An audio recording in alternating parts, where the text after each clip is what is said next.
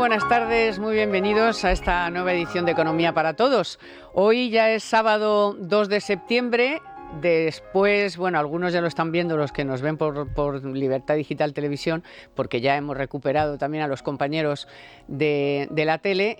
Es el primer programa después de este largo verano e intenso, este típico verano en el que, ¿qué va a pasar? ¿Qué vamos a hacer para rellenar los programas? Pues nos sobraba información. Bueno, aquí también en Economía también han pasado un montón de cosas. Y después verán los que escucharán, los que están en la radio, que hemos conseguido recuperar a un clásico de este programa, que es Manuel Llamas, así que después podrán disfrutar de sus análisis y también de los de Beatriz, que aunque también es reciente, bueno, ya es casi un clásico, pero bueno, también es reciente, y son dos compañeros a los que tengo muchísimo cariño de aquí de la casa, y además que me enseñan muchísimo, y yo creo que a todos ustedes también. Así que hoy vamos a tener que hacer mucho análisis de datos porque ya saben que Sánchez ha insistido esta semana de nuevo en que la economía va como una moto. Y claro, pues si es que no paran de salir datos que dices, bueno, pues el dato puntual, por ejemplo, del crecimiento comparado con otros países de la OCDE, pues el puntual puede ser bueno, pero si amplías un poco el espectro, resulta que es la cuarta peor economía de todos los países de la OCDE, o sea que no sé la medalla a qué viene. Luego la inflación, pues lejos de ir reduciéndose, en agosto ha pegado otro salto, y además las previsiones no son precisamente de que vaya a acabar el año muy por debajo del 4%, lo cual va a suponer pues otra subida brutal del coste de las pensiones, que después hablaremos de ello, de que ya prácticamente estamos hablando del 14% del Producto Interior Bruto al cierre de este año. Y algunos otros datos, porque claro, la inflación pues también la puedes comparar con otros países de la Unión Europea, que es lo que ha pasado esta semana. La Eurozona ha publicado los datos, también ha publicado los datos de IPC de todos y también, del desempleo, y por supuesto seguimos siendo los campeones. Así que lo de las medallas, pues no sé. Luego encima tenemos un follón político que tiene paralizado el país, lo cual siempre es malo. Es verdad que a veces nos alegramos de que no haya un gobierno tomando medidas, porque para que la fastidie pues es mejor que no haga nada, pero hombre, es que ahora mismo están los fondos europeos ahí metidos en un cajón, no se sabe qué va a pasar, parece que puede que no haya presupuestos, obviamente, que haya que prorrogarlos, pero estos siguen pensando en gastar, en subir los impuestos. Ya han dicho que a la banca le van a volver bueno, van a extender más tiempo. Oh, qué caso, fíjense, que un impuesto temporal que se alarga en el tiempo, qué raro. Bueno, total, que vamos un poco a ver qué está pasando en realidad con la economía española, lo que nos espera, porque bueno, pues los tipos no van a bajar. A lo mejor nos libramos de la subida de septiembre, pero lo más probable es que de aquí a fin de año suban otra vez, porque no hay quien controle la inflación. Por cierto, Alemania está tomando algunas medidas. ¿Va a hacer algo el gobierno futuro de España sobre este particular? Reducción de gasto y también bajada de impuestos, aunque sea selectiva y por unos años. Pues ahora lo vamos a analizar, así que no se muevan. Y como les decía, pues nada, Beatriz García, ¿qué tal? Muy buenas, muy bien, ¿sí? Estupendamente. ¿Te has sentado bien esos días? Sí, en el norte siempre sientan bien. Siempre sientan bien. No como aquí, que hemos estado a 38. Eso me han dicho. Ya, horrible, ha sido horrible. Bueno. ¿Y Manuel Llamas? ¿Qué tal, Carmen Tomás? ¡Qué alegría! No me lo puedo creer. De nuevo aquí. Es que no me lo puedo creer. ¿Cuánto tiempo ha pasado? ¿2 años? ¿2, 3 años? ¿Solo? 4. No, yo creo que han sido 4, ¿no? Yo creo que 4, ¿eh? 4 años, que sí. Una legislatura. Una legislatura. Así que me alegro muchísimo, y ya verán que, bueno, y todos tus seguidores también, porque... Un placer estar aquí.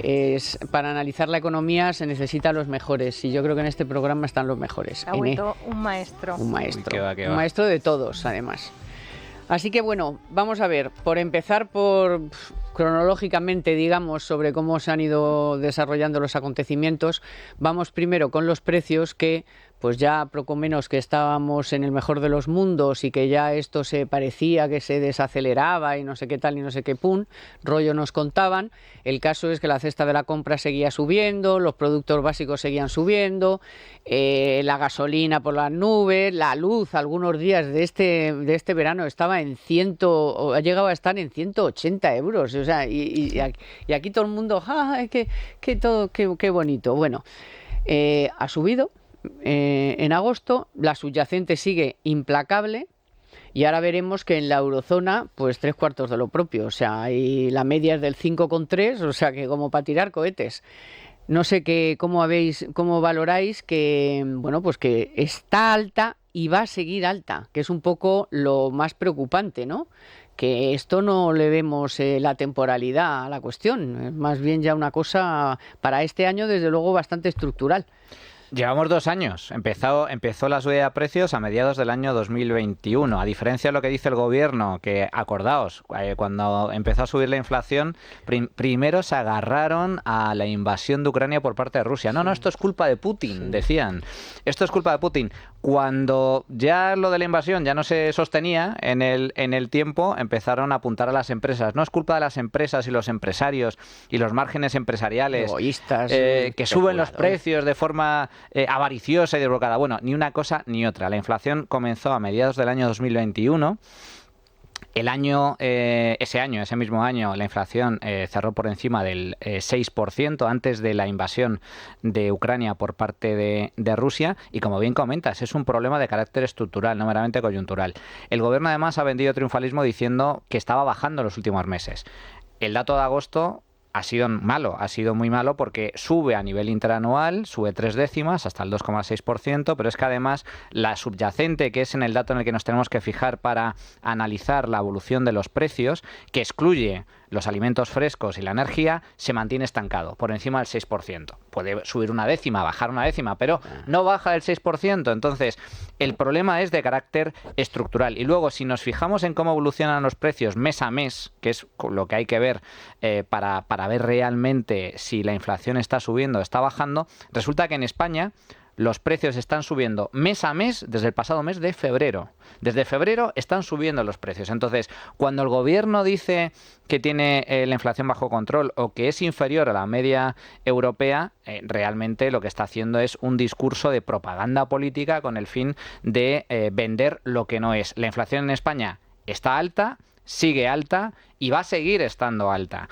Y lo están viendo todas las familias, especialmente cuando van al supermercado a hacer la compra, que han visto cómo la cesta de la compra de productos básicos ha subido un 20, un 30% en el último año, con productos tan importantes como el aceite de oliva, que ha duplicado prácticamente el precio en los últimos 12 meses. Por lo tanto, bueno, le han puesto a las botellas el seguro de las de la ginebra, para que no te la lleves. Sí, claro, es que casi 10 euros el litro de aceite. De los licores, claro, sí, siempre, como una Bifitter, casi como una Bifitter. Siempre surgen negocios ahí, ya están buscando, hasta nos contaba una empresa de seguridad de alarmas que están ya realizando y fabricando alarmas concretas para garrafas y botellas de aceite. Pero además, Beatriz, hay una cosa, y es que si ves el acumulado, quiero decir que es importante mirar el acumulado de la subida de los precios en los últimos 2-3 años y te vas a 15. Efectivamente, 15, desde que gobierna Sánchez, por hacer una referencia, más de un 15, desde que comenzó la espiral inflacionista, como decía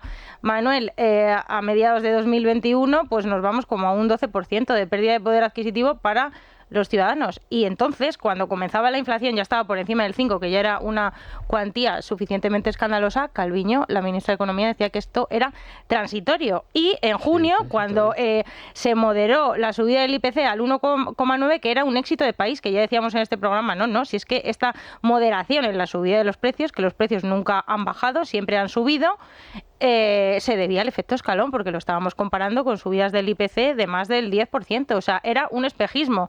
Y ahora lo que viene es pues una especie de montaña rusa de inflación. Claro, lo estamos comparando con el año pasado, con la tasa interanual se calcula así. Bueno, pues ahora sabíamos que iba a subir a final de año, pues va a subir más y no es nada difícil preverlo. Bueno, eso es lo que están diciendo cualquier análisis que cojas, ¿no? Que de aquí a final de año la inflación va a seguir subiendo, por lo tanto, aunque ahora tengamos el espejismo de que en septiembre a lo mejor en la reunión del Banco Central Europeo no vuelvan a subir los tipos, desde luego ni van a bajar como se había previsto por algunos también estos de lo temporal. No, pero esto ya va a bajar enseguida los tipos de interés. No van a bajar, sino que pueden subir, a lo mejor no ahora en este último de septiembre, que ahora ya Lagarde habla de esta inflación y no sé qué, pero vamos, que van a seguir subiendo. Y luego lo del Euribor, que porque ha bajado el Euribor, pues se ha bajado 1/10 el Euribor. Vamos, el que tenga una hipoteca y oiga que están bajando el Euribor y claro, es que no me apaga la radio. Es decir, pero ustedes ¿de qué me están contando? ¿Me están tomando el pelo o qué? Se agarran, bueno, es que efectivamente nos intentan tomar el pelo. De ahí precisamente la importancia de programas como este para analizar la realidad de los datos económicos al margen de los intereses políticos. Entonces, efectivamente, como bien has comentado, la ministra Calviño salió al paso del mal dato de inflación diciendo que la inflación en España es inferior a la media de la zona euro. Lo que no dice es que hay un decalaje de 3 meses. Es decir, la inflación en España empezó a bajar antes que en el resto de la zona euro. Pero fue mucho mayor. Pero también empezó a subir antes. Claro, entonces, al final es una cuestión de tiempo. Los precios en España y el resto de Europa están evolucionando de forma similar, a excepción de los países más afectados y más expuestos a la crisis energética. Los países del este de Europa, donde el conflicto por el petróleo y el gas ruso les afecta mucho más como consecuencia del conflicto bélico. Pero al margen de eso, los precios en España pues están en sintonía con el resto de Europa. Y lo mismo pasa con el Euribor. Que la ministra diga, no, es una buena noticia que el Euribor baje 1/10, es un insulto a la inteligencia de los españoles. El Euribor está por encima del 4%. Y como bien comentas, ¿qué es lo que va a pasar con los tipos de interés en España? Si la inflación, tal y como estamos diciendo, se va a seguir manteniendo alta, eso significa que los tipos de interés, como mínimo, van a seguir estando altos. Es decir, no va a haber rebajas de tipos. Y en línea con lo que estás comentando, Carmen, la semana pasada, reunión en Jackson Hole, en Wyoming, con los grandes banqueros centrales del mundo. Allí habló el gobernador, el presidente de la Reserva Federal estadounidense, habló también la responsable del Banco Central Europeo, y el mensaje fue unívoco y además muy claro. La batalla contra la inflación no está ganada. Y en caso de que sea necesario, habrá nuevas subidas de tipos. Que a lo mejor hay una pequeña pausa en el mes de septiembre, porque los datos económicos no acompañan, pues a lo mejor. Pero como la inflación siga subiendo en la zona euro de aquí a final de año, es posible que en el Banco Central Europeo apueste por una nueva subida de tipos. Que es fácil preverlo porque viene el invierno. Hombre, y es que con un 5,3% en la eurozona de inflación y de inflación subyacente, que esto es un jarro de agua fría para todos los europeos, bueno, menos para los gobernantes, que están encantadísimos con la inflación, pueden gastar lo que quieran y es lo que están provocando. Con un 5,3%, o sea, si el Banco Central Europeo deja de subir los tipos, lo único que el mensaje que nos manda es que su política ha fracasado completamente, porque si su principal objetivo, su único objetivo debería ser mantener la inflación a raya y la tienes el doble, el triple de lo que marca el objetivo último, pues es que no puedes parar. El Banco Central Europeo tiene que seguir actuando, si no, habrá fracasado estrepitosamente. Si Estados Unidos no está logrando todavía batir la inflación con tipos más altos que en la zona euro, hay que recordar que la Reserva Federal de Estados Unidos ha subido los tipos del 0% al 5% en apenas un año. En Europa vamos retrasados. El tipo de interés oficial está todavía por debajo de Estados Unidos y, por lo tanto, todo apunta a que habrá nuevas subidas de tipos. Por lo tanto, de todos aquellos que tienen hipotecas a tipo variable con el Euribor, pues lo lógico es que el Euribor siga evolucionando al alza. Sí, quedan, porque al final es que ahora mismo el tipo fijo está prácticamente igual que el Euribor. Sí.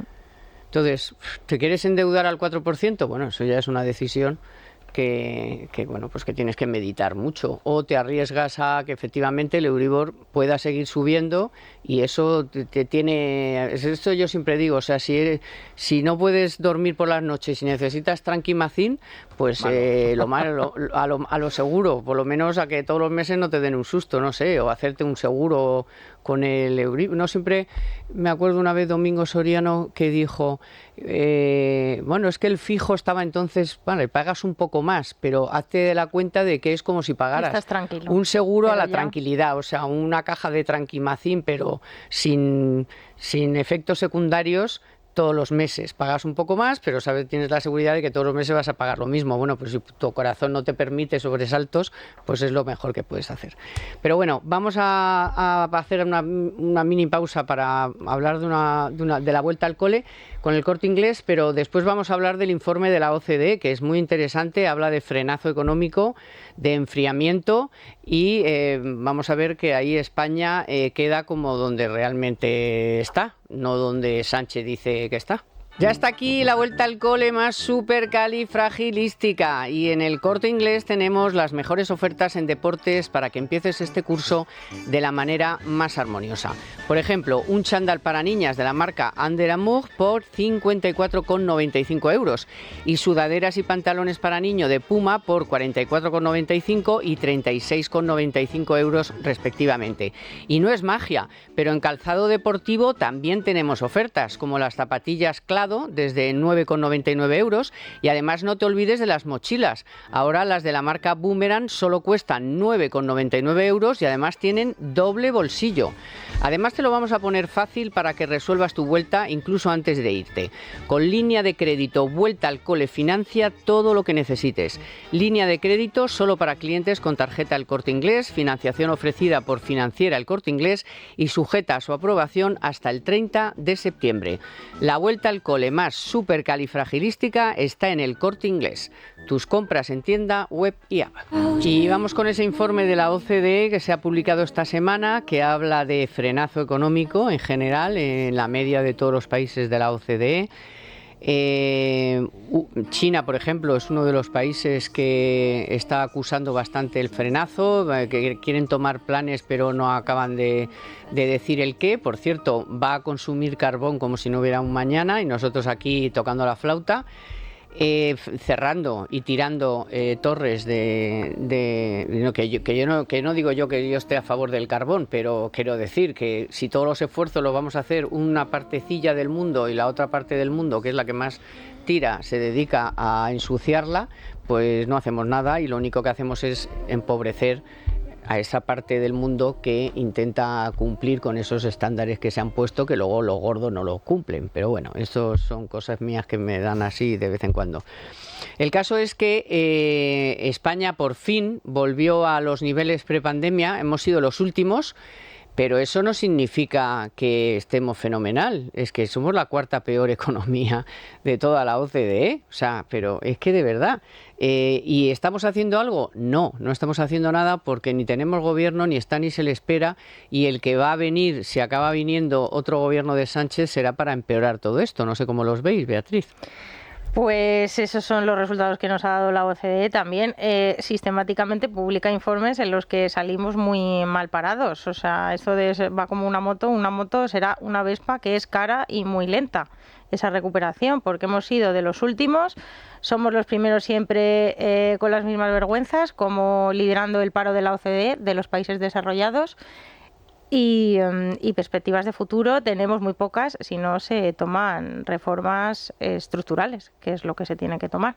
Entonces, aún así, que no tiene pinta, no, porque estamos en otra cosa, estamos en amnistías y en historias de estas. Y ahora que habla el BCE de esta inflación y demás, la OCDE también ha hablado de esta inflación hace bastante más tiempo y nosotros mismos nos hemos dado cuenta de que esta inflación será inevitable. Incluso ya hemos entrado en esta inflación cuando nos ha crecido el PIB apenas un 0,2% y será inevitable. El gobierno, su hoja de ruta será la siguiente: primero negarle a esta inflación, luego decir que la culpa la tiene otro y al final admitirla y decir que no puede hacer nada.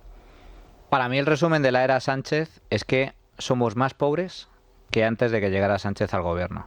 Eso resume a la perfección el balance. Y luego nos dirán, bueno, pero es que ha habido una crisis de por medio. Claro, una crisis que ha afectado a todo el mundo. Porque es que, a diferencia de otras situaciones, que a lo mejor, pues oye, una crisis puntual de carácter burbuja especulativa como la inmobiliaria, que en ese caso, en el año 2008 también afectó a muchos países, pero especialmente a España. No, es que aquí ha habido un virus que no entendía de fronteras, que ha afectado a todo el mundo, y luego ha venido una crisis inflacionaria que también ha sido generalizada. Entonces, la clave está en comparar cómo lo han hecho unos países frente a otros. Y entonces, en esa foto vemos que España fue el peor alumno Cuando estalló la pandemia, España registró una recesión económica superior al 11%, la mayor crisis económica de todo el mundo desarrollado. Solo creo que nos llegó a superar, creo recordar que Argentina, pero vamos, estamos a la cola de los países ricos. La mayor caída del PIB de todo el mundo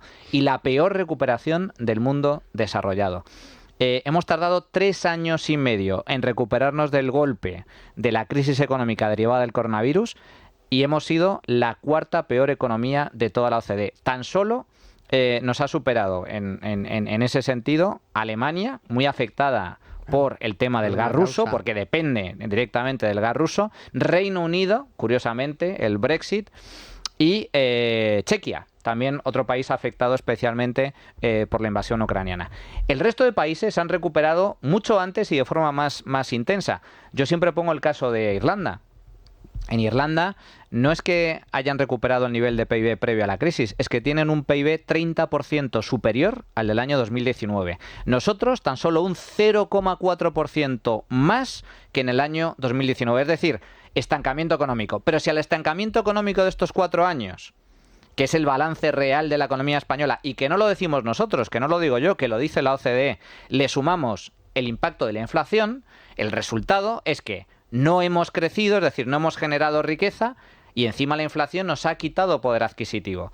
El peor de toda la Unión Europea. Resultado, España ha sufrido la mayor descenso de poder adquisitivo, el mayor empobrecimiento, si queremos decirlo así, de la OCDE, con más de casi un 4% de empobrecimiento con respecto al año 2019. Pero encima, ¿a qué precio? Porque ha sido a costa de... ¿Cuál es el aumento de la deuda en todos estos años de Sánchez? Pues más de 400.000 millones de euros, que se dice ha gastado 400.000 millones. Récord en gasto público, récord en recaudación gracias a la inflación. Se han negado a deflactar la tarifa del IRPF, que eso se tendría que hacer automáticamente.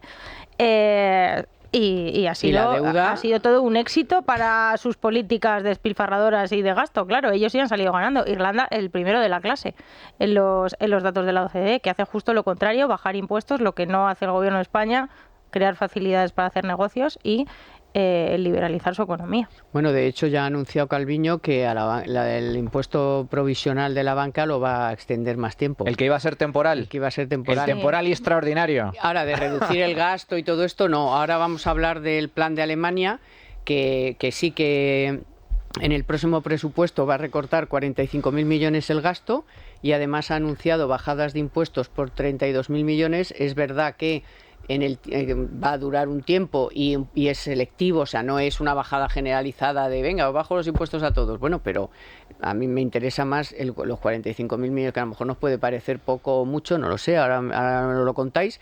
Y la reducción de la burocracia, que es una cosa que lo comentaban el otro día Domingo y Rayo con Esmeralda en la noche de Dieter. Y es chocante, o sea, porque por lo visto en Alemania se dedica 1 de cada 5 días de trabajo solo a la burocracia. Entonces le parecía al gobierno que algo había que hacer, que no puede ser que los alemanes estén tocando papeles 1 de cada 5 días de curro, ¿no? Así que bueno, vamos con otro consejo del Corte Inglés que es muy importante para llenar la despensa ahora de la vuelta de vacaciones, y seguimos con ese plan alemán a ver si tenemos algo que aprender, o bueno, los alemanes ya bastante tienen con sus problemas como para que les andemos copiando. Y eso es, ahora te toca llenar la despensa después de las vacaciones y claro, no quieres hacerlo de cualquier forma ni a cualquier precio. Con Supercor, Hipercor y Supermercado El Corte Inglés lo tienes facilísimo porque nos han preparado un 3x2 en más de 5.000 productos de primeras marcas. Por ejemplo, puedes llevarte 3 helados Häagen-Dazs y pagar solo 2. Y también en todos los pañales Dodot Activity Extra, en gazpachos, salmorejos, aceite de oliva virgen extra Cosur de 1 litro y así en más de 5.000 productos de alimentación, droguería e higiene personal. Ni te imaginas cómo lo agradece el bolsillo. Además, hasta el 6 de septiembre dispones de un 50% de regalo por compras en congelados y helados para canjear en próximas compras de estos mismos productos. Pero aún hay más, ya que te puedes llevar 5 euros de regalo para canjear en carnicería por cualquier compra superior a 25 euros en alimentación, droguería y perfumería. Y así vuelves a ahorrar un dinerito en tus filetes, chuletas, solomillos y todo eso. Recuerda que tanto si compras físicamente en tienda como a través de su web o app, tienes a tu disposición todo un mundo de servicios que hará de tu experiencia de compra algo único. Realmente da gusto llenar tu despensa con las ofertas de Supercor, Hipercor y Supermercado El Corte Inglés. Bueno, pues lo que os contaba de Alemania, en julio, a primeros de julio, ya anunció esa reducción del gasto. Ahora esta semana ha anunciado esta reducción de impuestos, que es en un tiempo y a determinadas actividades o empresas, o vamos a ver cómo lo articulan. Y esta reducción de la burocracia, que bueno, pues también es una forma de estimular a las empresas para que produzcan más y no hagan tanto papeleo, que no sé si tiene la culpa el Estado o son ellos mismos que se lían con los papeles, no lo sé, porque se lían un poco con los papeles. Son muy burócratas los alemanes. Son muy burócratas, o sea, ellos escriben un papel y lo dice el papel, y como lo dice el papel, pues ya no se puede hacer otra cosa. Hombre, sí, a lo mejor se puede hacer otra cosa, pero bueno, por lo menos hacen algo, o sea, ¿no? No están parados, o te puede parecer poco, mucho, pero es algo que en principio parece positivo. Bueno, a mí me chirrían, no soy muy optimista, me chirrían algunas cosas que he visto aquí, unas leyes. Pues entonces menos mal que no somos alemanes. Si le chirrían a Beatriz, mejor no ser alemán. 10 leyes de esto dentro de su plan de estímulo. Una es un fondo para el clima, otra es garantizar una energía segura y asequible. O sea, son como los bastiones bla, bla, bla. de plan de estímulos, que ya estímulos siempre suena a dopaje de su economía. Sí que es verdad que Alemania en el plano energético se ha comportado, la política energética más absurda de Europa.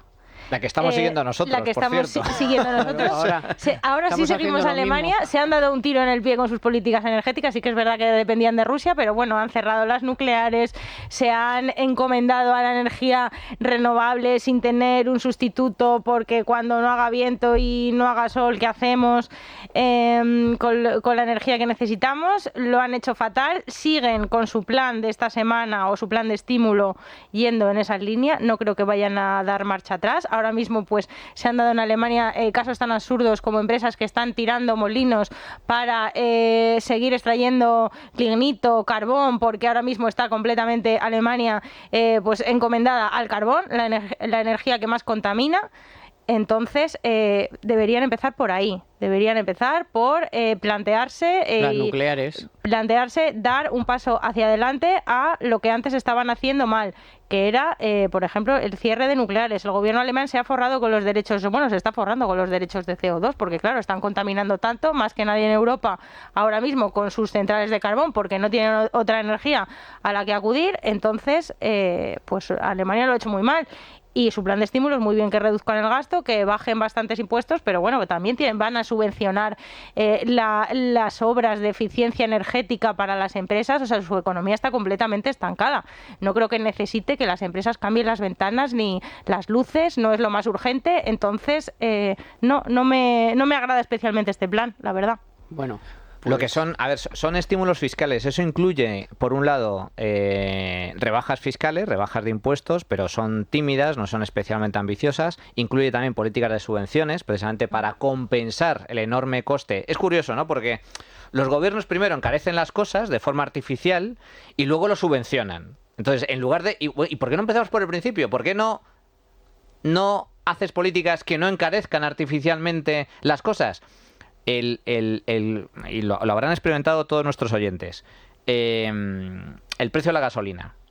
En lugar de que el gobierno, que puso una medida también temporal, extraordinaria, pero esa sí que fue temporal, extraordinaria, que luego la quitó, claro, la de subvencionar el litro de gasolina con 20 céntimos, ¿por qué en lugar de subvencionar no eliminas los impuestos a la gasolina de forma ya no temporal, sino permanente? Como se le dijo en su momento. Eso reduciría el precio de la gasolina de un día para otro un 50%. Eso sí sería eficaz. Entonces, con esto que trato de decir, que las políticas climáticas que ha seguido Alemania junto con el resto de la mayoría de países ricos han encarecido numerosos servicios y numerosos productos. Entre ellos, todo lo que tenga que ver con la actividad industrial, que es tan potente en Alemania. Su principal motor económico para nosotros es el turismo, para Alemania es fundamentalmente la industria. Bueno, la industria se ha encarecido mucho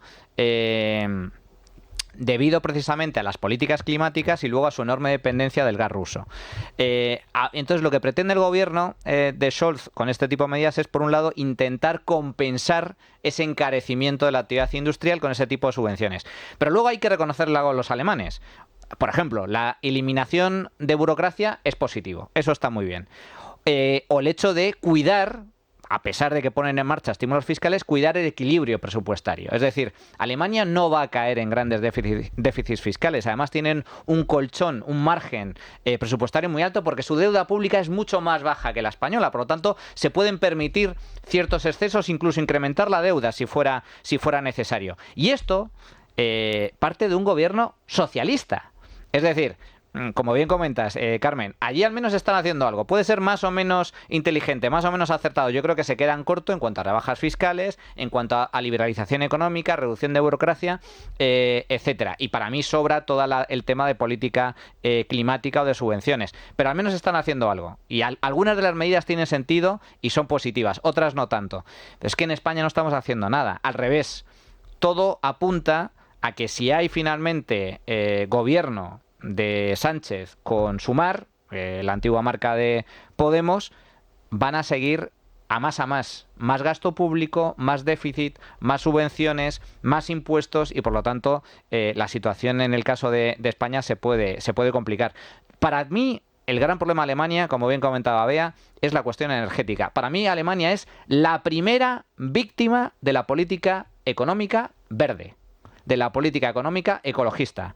La crisis económica que está sufriendo Alemania es fundamentalmente energética, porque acabaron con sus centrales nucleares de forma absolutamente incomprensible, ineficiente, irracional, y como consecuencia se ha disparado, pero cuando digo disparado es que se ha multiplicado por varias veces la factura de la luz en Alemania. Y no solo para las familias, sino especialmente para las empresas. Si se encarece el coste de la energía, se encarecen los costes de producción, pierdes competitividad y eso es lo que le está sucediendo a Alemania en este nuestro momento. Amigo Mafo siempre dice, se gastaron 550.000 millones de euros en las renovables y ahora no paran de quemar carbono. O sea, claro, ese es el resumen. Y eran los listos de Europa.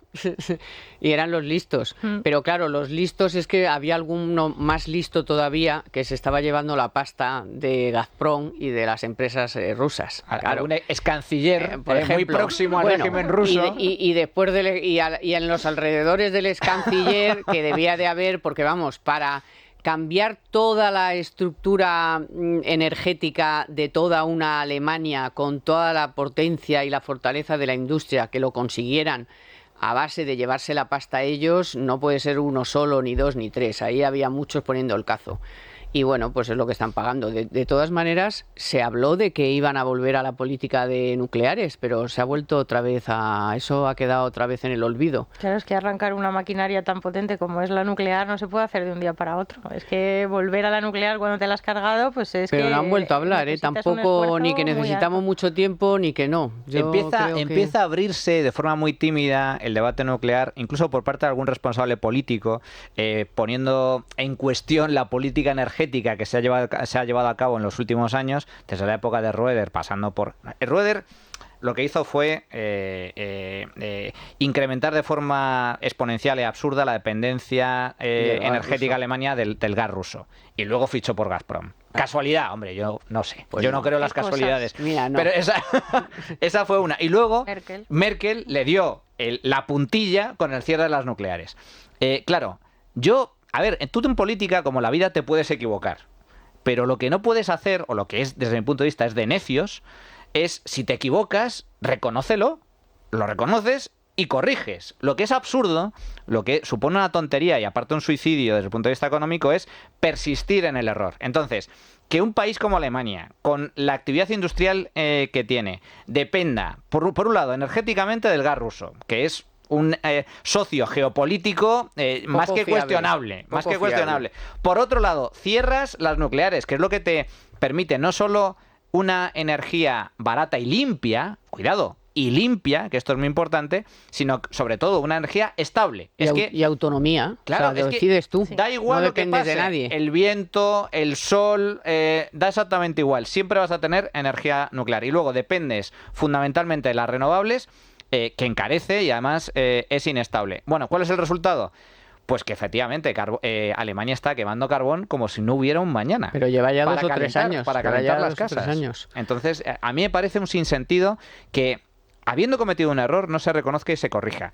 Y yo creo que es eso, que han sido víctimas de la política verde, de la política económica verde, y por desgracia, y a mí es lo que me preocupa, es que nosotros estamos siguiendo el mismo camino. De la verde y del trinque de tal, que lo de la verde, lo verde va en parejo también con... El verde también son, los billetes también son verdes. Los billetes también son verdes. Claro. No me acuerdo cómo eran los marcos, pero hay un billete verde de euro también. Aunque esto fue mucho antes del euro. El dólar es verde. El dólar, efectivamente. Pero claro, aquí en España, si gobierna Sumar junto al PSOE otra vez, pues Sumar, su principal, su carta de presentación es una política verde muy, muy radical. Entonces, pues... Cuando veas las barbas de tu vecino... Pues será todo lo radical, pero en todo el verano los molinillos no han funcionado. Menos mal que ha funcionado mejor la solar. Que si no, no sé, o sea, solamente, yo no sé cómo no se dan cuenta, es que están ahí los datos. Si tú solamente tienes solar y eólica y no te funciona una de las dos, ¿cómo alumbras el país, la industria, la empresa y los hogares? Pues dicen que a ver, hay distintas estrategias, pero los que conocen en profundidad el tema dicen que uno de los modelos más eficientes, ya no tanto desde el punto de vista económico, eso puede ser cuestionable, para mí está claro cuál es el más eficiente desde el punto de vista económico y energético, es la nuclear. Es la energía más barata, más limpia y la más eficiente. Pero si además quieres llevar a cabo una transición energética hacia renovables, por una cuestión de decisión política, digamos que la estrategia más lógica es, vale, renovables, pero el respaldo es la nuclear. Pero es que en el caso de Alemania ha cogido el peor de los escenarios. Va a por renovables, pero no tiene respaldo, claro. Con lo cual al final, ¿qué hace? Tiene que quemar carbón. O tiene que, para no depender tanto del gas ruso, tiene que... si no dependiera del gas ruso, tiene que quemar gas.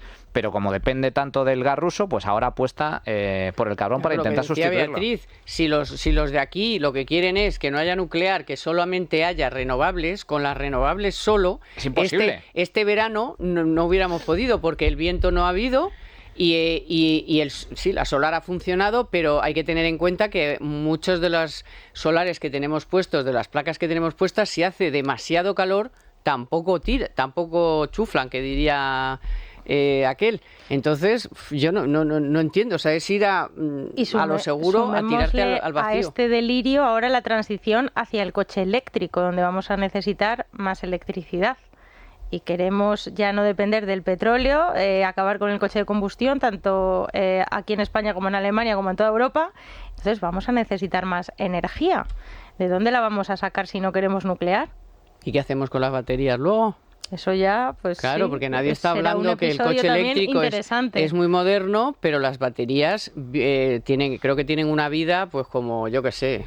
La batería es lo que cuesta, es lo más caro del coche eléctrico. El litio, ¿no? Que son de litio, que eso es eterno. O sea, tú es peor que lo nuclear, porque además, no sé, tendrán que hacer cementerios también para las baterías de litio. Es un sinsentido. Y bueno, teniendo en cuenta Alemania, que una de sus principales industrias es la automoción, y una de las principales industrias de España es la automoción. O sea, que nos estamos cargando... pues lo que te da de comer a ti, a tu Producto Interior Bruto. Pero fíjate, es que los alemanes tienen un problema. Es que, a diferencia de los políticos españoles, cuando un político alemán dice que va a hacer algo, lo hace. Claro. Entonces, claro, aquí están hablando de que van a cerrar nucleares.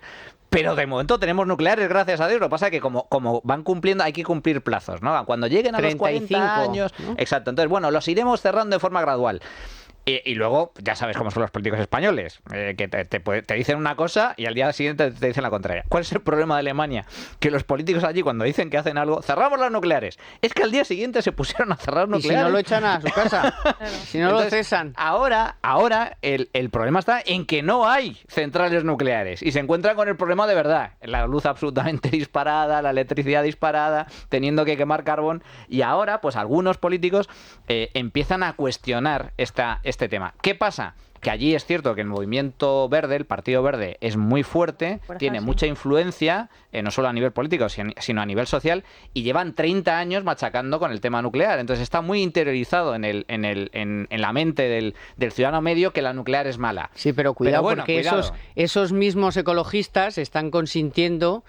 Que se queme gas. Primero, consintieron lo del gas porque, según cuenta Mafo, también se llevan su tajada. Y están calladitos con la quema del carbón. O sea, que son unos ecologistas un poquito jetas. Son ecologetas. Ecologetas. Porque claro, si no te importa que se esté quemando carbón y te llevas pasta de lo del gas, pues hombre, muy ecologista no pareces. Bueno, vamos a hablar después de... El bloqueo de las cuentas públicas, obviamente, ya no da tiempo a hacer unos presupuestos. ¿Qué supone un poco, qué supondría, por ejemplo, para los fondos europeos? Que ya he dicho, yo es que cuando Calviño dice que no pasa nada, seguro que pasa. Entonces, me extraña que con unos presupuestos prorrogados no pase nada con los fondos europeos. O sea, algo va a pasar. Y bueno, y todo lo demás, con todo el gasto, pueden subir impuestos, pueden recortar el gasto si quisieran. Ahora lo hablamos. Sí, vamos a hablar con el Banco Santander de las pymes, porque España, ya lo saben, es un país de pequeñas y medianas empresas. De hecho, ese colectivo lo conforman el 99% de nuestro tejido empresarial y son las principales creadoras de empleo. Por eso, las pequeñas y medianas empresas no pueden quedar aisladas de los avances que experimenta la sociedad. En este sentido, Banco Santander siempre ha estado junto a autónomos y pymes. Es más, impulsa medidas que se adaptan a sus necesidades, apostando por ellas como sustento de nuestra economía. Un ejemplo clarísimo es el trabajo que lleva años realizando con el sector agroalimentario. Por ello, ha aportado más de 4.200 millones de euros de financiación solo en 2022. Inversión que ha llegado a los más de 425.000 clientes, agricultores y ganaderos con los que cuenta la entidad. Uno de estos clientes es la bodega Ramón do Casar, que está ubicada en las proximidades de Orense. Empezó con unos cuantos viñedos y ahora ha conseguido el premio al mejor vino del año. Mi padre tenía el sueño de las fincas, tenía el sueño de las viñas, de la bodega. Nosotros teníamos ya el sueño de un gran vino. Y Banco Santander creyó desde el principio en este proyecto y sigue haciéndolo, ya que el futuro de Ramón do Casar pasa por una expansión, un crecimiento más allá de nuestras fronteras para el que contará con la ayuda de la entidad financiera. ¿Cómo va la economía de bien y cómo está la economía de las familias? Que en el mes de julio las familias retiraron 5.500 millones de euros de sus depósitos bancarios, que es una cifra que se eleva en lo que va de año a 19.500 millones. Son datos del Banco de España. Los depósitos suman a final de mes un total de 984.800 millones de euros, cuando al cierre del año pasado superaban el billón. Los gastos del verano, pero también la búsqueda de productos de inversión con alguna remuneración, están ahí detrás de esa salida de fondos y alguna cosa más. Fíjense que también se van reduciendo los depósitos de las empresas. En julio en casi 8.000 millones de euros y en el acumulado del año ya van por 18.800 millones. Bueno, este es otro dato a sumar a la lista de datos negativos, o sea, cuando las familias tienen que tirar las que pueden, claro, porque esto dicen las familias, bueno, las familias que hayan podido ahorrar y tengan algo en las cuentas corrientes, que no son todas ni mucho menos, pero bueno, hablamos en términos generales de que tanto las empresas como las familias han tenido que tirar del dinero que tienen en el banco para llegar a fin de mes, para la vuelta al cole, para pasar unos días de vacaciones, para gasto, para consumo. Es verdad que también los bancos no te dan nada por los depósitos y la gente ha intentado ahí buscar alguna salida, que si la letra, que si un fondito, que si tal, pero bueno, no me parece a mí que eso sea por las cifras mayoritariamente lo que ha pasado. Más bien yo creo que han sido necesidades urgentes de de gasto. Pero bueno, no sé, ahora si queréis me dais vuestra opinión, porque sí que me gustaría dejar muy claro que la gente entienda muy bien qué significa una prórroga presupuestaria, qué se puede hacer y qué no, aunque luego estos hagan lo que quieran en base a me paso el reglamento por el forro y hago lo que me da la gana, que es lo que suelen hacer con casi todo, y si no me hago un decreto en el que luego en el BOE por una cosa y en el decreto otra, en fin, que puede pasar cualquier cosa. Pero en pura lid, si tú no puedes hacer un presupuesto, prorroga los anteriores, Beatriz, ¿y qué puedes hacer? Porque, claro, un gobierno en funciones ya hemos visto que puede hacer algunas cosas que en teoría no pueden, pero estos lo hacen, porque pues, me llamo Pedro Sánchez. Claro, su herramienta estrella es el decreto ley. Esto, a través del decreto ley, bueno, pues han revalorizado las pensiones al IPC, han dado muchísimas vueltas a las finanzas públicas y entonces pues tenemos un presupuesto, el de 2023, el más caro de todo nuestro tiempo y el más irresponsable, pues era una política continuista donde se le ha prometido también a Europa numerosas subidas de impuestos. Le tenemos que, a cambio del dinero europeo, que todavía nos falta por recibir, tenemos que recaudar más. Podemos recaudar más vía un crecimiento económico como una moto, que dudamos que no. Entonces, pues Sánchez sí que ha puesto encima de la mesa en un documento pues subidas al diésel, las autovías y peajes, que le dice que no, pero luego es que sí, pero luego está firmado, que por lo que también aumentará los ingresos del Estado. También se planteará quitar deducciones al IRPF, se planteará cambiar productos del IVA súper reducido al reducido, todo eso, o al general, todo eso está encima de la mesa en Europa y eso lo puede hacer perfectamente el gobierno porque así se lo ha prometido a Bruselas y con los presupuestos, y aquí Manu también se lo sabe muy bien, con los presupuestos prorrogados puede subir impuestos y puede entrar donde le dé la gana, en cualquier área económica. Es una cuestión de forma. Es decir, ¿va a haber prórroga presupuestaria? Sí, va a haber prórroga presupuestaria. No da tiempo directamente a aprobar unos presupuestos, pero cuidado, no solo no da tiempo porque aún estamos en el proceso de investidura. Primero Feijóo, luego si fracasa Feijóo hay 2 meses para que lo haga Sánchez y por lo tanto no se va a poder enviar el proyecto de ley de presupuestos que ya se tenía que haber enviado en el mes de julio. Sí. Al Parlamento septiembre. Al Parlamento de septiembre, pero en julio se tendría que haber empezado el proceso. Si no hay techo de gasto ni nada. Claro, no hay nada. Entonces, pero es que luego hay otra cosa, es que este gobierno no puede aprobar unos presupuestos aunque quisiera, porque está en funciones y no puede aprobar un proyecto de ley estando el gobierno en funciones. Entonces va a haber prórroga presupuestaria. ¿Eso qué significa? Significa que el presupuesto del año 2023, como se aprobó, pasa partida por partida, capítulo por capítulo, a estar vigente en el año 2024. Eso es lo que se llama prórroga presupuestaria. O sea, que Igualdad va a seguir teniendo 550 millones para gastar. Exacto. O sea, para gastar en nada, porque resulta que es el mismo presupuesto, que este año. ¿Qué pasa? Luego, si el gobierno quiere hacer cambios, puede hacer cambios y permite... Tú, aunque estés en prórroga presupuestaria, vas a poder hacer modificaciones presupuestarias o cambios presupuestarios sin incrementar partidas, moviendo partida a partida. Bueno, pues quito de aquí, pongo acá y puedes hacer cambios. Y luego, lo que no puedes hacer son nuevos proyectos. Por ejemplo, especialmente el gasto corriente es prorrogable de forma automática, el gasto capital no tanto. Y tiene sentido, si tú haces una inversión, la inversión se hace de una vez, no es gasto corriente que vas a hacer todos los años, como por ejemplo el sueldo de los funcionarios, sino que es, por ejemplo, voy a construir una carretera. Pues cuando construyas la carretera, ya está, esa partida ya no es prorrogable.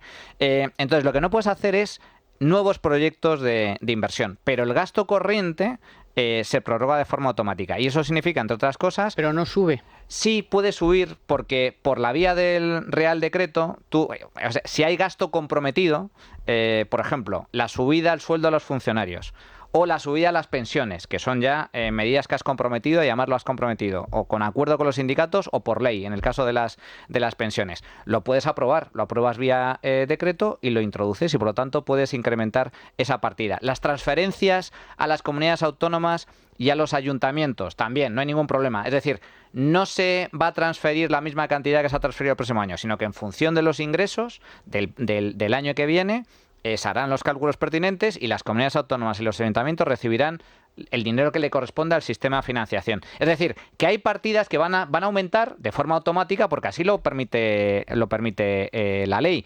Y luego incluso medidas específicas de anticrisis. La reducción temporal del IVA a los alimentos que aprobó el gobierno, por ejemplo, no es prorrogable. Eso se acaba. Eso se acaba a final de mes. Pero el gobierno tiene la vía del Real Decreto y claro, mediante la vía del Real Decreto puede hacer ese tipo de modificaciones aprobándolo por Real Decreto. Entonces, digamos que la prórroga presupuestaria lo que te permite hacer muchas cosas, incluso ejecutar fondos europeos que no se verán afectados por la prórroga. Digamos que la principal diferencia con respecto a los presupuestos aprobados es que vas a tener que hacer las cosas una a una. Que tú quieres hacer una medida específica de gasto por una cuestión de crisis económica, vas a tener que aprobar un Real Decreto, hacer la tramitación correspondiente, justificar esa partida de gasto por una cuestión de urgencia o de necesidad, y lo vas a tener que hacer uno a uno en lugar de hacer un único proyecto de ley en donde ya te va toda la política económica presupuestaria para el siguiente ejercicio. De esta forma, comienzas el ejercicio con el mismo presupuesto con el que empezaste, luego podrás hacer cambios más o menos puntuales y si quieres hacer algo relevante tendrás que hacer un decreto ley. Lo que tampoco puedes hacer, que eso sí lo puedes hacer vía presupuestos, vía proyecto de presupuestos, son subidas de impuestos o bajadas de impuestos. Para tocar los impuestos, eso ni siquiera te vale el decreto. No, tienes que aprobar una ley. Entonces, bueno, eso... Que es un proyecto de ley que luego tiene que ir, pasar sus trámites. Son meses de tramitación. La comisión, la ponencia, la tal y la cual. O sea, porque los impuestos son leyes que no vale con un decreto. Con un decreto. Eso sí. Entonces, que ahí es sí así. está limitado el gobierno a la hora de aprobar, que ya les gustaría aprobar nuevas subidas fiscales, pues digamos que la prórroga, desde mi punto de vista, es positiva. Porque al menos el gobierno más o menos va a estar limitado para incrementar el gasto de forma descontrolada y sobre todo, y muy especialmente, va a estar aún más limitado para aprobar nuevas subidas fiscales porque va a tener que hacer leyes específicas para poder aprobar ese tipo de subidas cuando por la vía del proyecto de presupuestos las podría introducir. Pues, en fin, no sabemos qué pasará, pero está claro que va a haber prórroga seguro. A la prórroga seguro. Lo de los fondos europeos, yo no sé. Bueno, primero que no sabemos muy bien en qué han utilizado todo el dinero que ha llegado. De hecho, todavía estamos esperando que contesten a Hohlmeier dónde está el dinero y cuáles son los proyectos. Sí. Lo que sí hemos visto esta semana son informaciones que hablan de denuncias claras ante Hacienda de posibles fraudes con los fondos europeos. Entonces, habrá que investigar un poco más si son particulares o empresas que están denunciando que se ha dado un dinero sin control. Bueno, que no hay control, ya lo sabemos. Claro, o sea, ya Hacienda dirá que es que yo he abierto un canal para que la gente nos pregunte las dudas y demás para fiscalizarlo, porque según el Ministerio de Hacienda está completamente fiscalizado, tienes un montón de herramientas que nunca han funcionado y por eso se quejaban las comunidades autónomas para seguir esa trazabilidad del dinero. Pero de todo el dinero que ha llegado, la trazabilidad... No se ha seguido, pero desde Europa ha sido la principal queja cuando estuvo aquí la diputada. Es que parece que no llega ni a los... Por la vía de las comunidades autónomas tampoco. Ni a los 12.000 millones de los 30 y pico mil que hemos recibido, que más o menos podrían haberse adjudicado. Entonces, ¿dónde está el resto del dinero? Y eso sí que hubiera servido, bien utilizado, claro, no para ahora hacer pisos, como dicen que van a... Sánchez que ha dicho, voy a coger dinero de los fondos europeos para hacer pisos, de la Sareb, no sé qué, pero ¿qué me estás contando? Los 100.000 pisos. Pero no decía que el ladrillo era qué asco, y ahora resulta que con el dinero de Europa vas a hacer pisos. O sea, no sé, de verdad.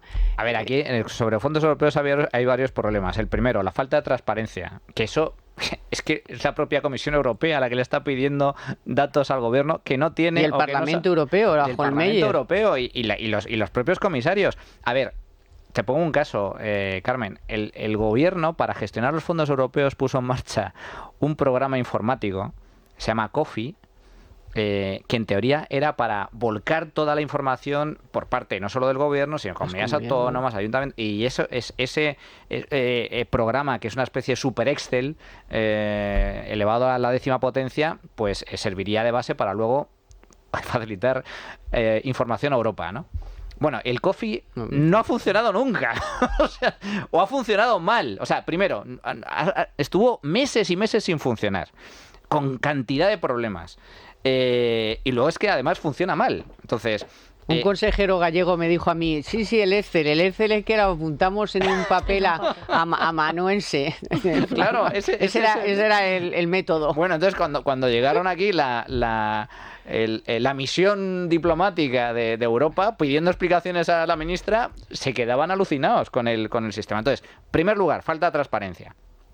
En segundo lugar, un campo abonado para posibles fraudes, tal y como se está viendo, que habrá que investigarlo. Bueno, estos son denuncias, en muchos casos anónimas. El gobierno ha abierto un canal de denuncias, vete tú a saber qué se denuncia, quién denuncia y la razón por la cual denuncia. A lo mejor al que hay que denunciar es a Alan Montero, ¿no? Entonces, esa es otra. Luego está eso, que es un campo abonado. Pero para mí lo más relevante de los fondos europeos es, bueno, ¿y esto para qué?